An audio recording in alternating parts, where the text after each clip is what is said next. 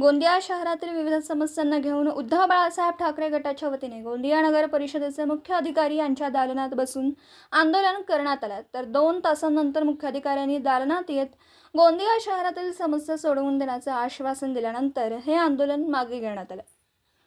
गोंदिया नगर परिषदेच्या गेल्या 3 वर्षांपासून निवडणुका न झाल्याने प्रशासक राज असल्याने शहरात ठिकठिकाणी घाणीचं साम्राज्य पसरलं, तर दुसरीकडे कचऱ्याची वेळीच उचल होत नसल्याने दुर्गंधी पसरल्याने डेंग्यू, मलेरिया सारखे आजार वाढले आहेत। तर गोंदिया शहराच्या जयस्त चौकात बस स्थानक असून त्या ठिकाणी सार्वजनिक शौचालय नसल्याने बस स्थानकावर उभे असलेल्या महिलांना तसेच शालेय मुलींना लघुसंख्येची सोय नाही। या संदर्भात अनेकदा गोंदिया शहरातील सामाजिक संघटनांनी नगर परिषदेला निवेदन दिले, मात्र तरी देखील मार्ग निघाला नाही। तर काल उबाटा गटाच्या वतीने नगर परिषदेत ठिय्या आंदोलन केल्याने बस स्थानकात तात्पुरत्या स्वरूपाचं टॉयलेट सुविधा सुरू करण्यात देण्याचं आश्वासन मुख्याधिकाऱ्यांनी दिल्याने हे आंदोलन मागे घेण्यात आले।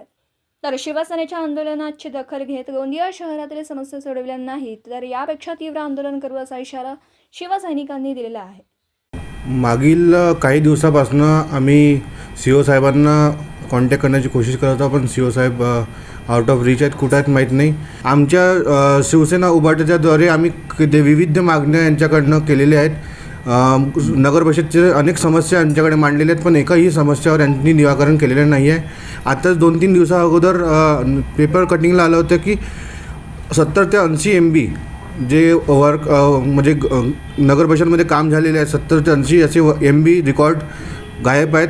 तर नगरपालिका एक वाऱ्यावर चालून राहिली, तर म्हणजे सीओ साहेबांनी याच्यावर लक्ष दिलं पाहिजे यासाठी। आणि आज आमचे जिल्हाध्यक्ष साहेब, जिल्हा प्रमुख साहेब यासाठी बसले आहेत की जे त्यांनी सीओ साहेबांकडे मागणी केली होती, नगर परिषदमध्ये खूप सारा घोटाळा चालत आहे, खूप सारे अवैध काम चालत आहे, या सर्वांवर लक्ष देण्याकरिता आज आम्ही इथं बसलेलो आहोत। सीओ साहेब जोपर्यंत येतील नाही तोपर्यंत आम्ही इथून कोणी पण हलणार नाही। मी सर्वात पहिले तर दिलगिरी व्यक्त करतो की सिनियर सिटीजन आणि काही माताजीच्या वयाच्या महिला इथे आल्या होत्या आणि त्यांना माझ्यामुळे इथं थांबावं लागलं।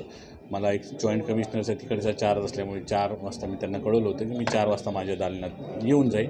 मला 4:15 वाजता मी माझ्या दालनात आलो, पण मला कळालं की 12 ते 4पर्यंत त्या इथे थांबलेल्या होत्या। मी आल्यानंतर त्यांची विचारपूस करून चहा पाण्याची ती सोय नगरपालिकेमार्फत तातडीनं केलेली आहे। त्यांच्या ज्या काही मागण्या आहेत त्या नगरपालिके ही पॉझिटिव्हपणे प्रयत्न करून कशा मार्ग लागतील याच्यासाठी नक्कीच प्रयत्न करेल, ज्याच्यातून इथल्या सामान्य नागरिकांना कोणत्याही प्रकारचा त्रास होणार नाही किंवा कोणत्याही परिस्थितीत कोणत्याही याला पुढे जावं लागणार नाही, याच्यासाठी मी प्रामाणिकपणे प्रयत्न नक्कीच करेल।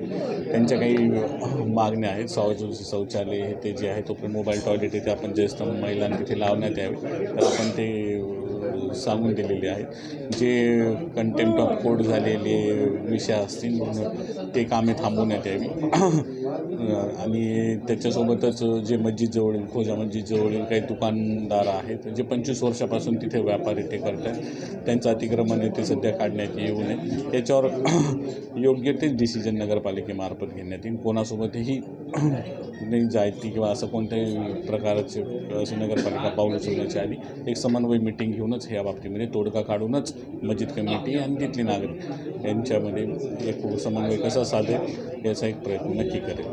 पण सबसे जास्त जो प्रॉब्लेम होता आपल्या महिला भगिनीला हे जयस्तंभ चौकाला जे बस स्टँड आहे त्या बाथरूमची काय सोय नाही आहे।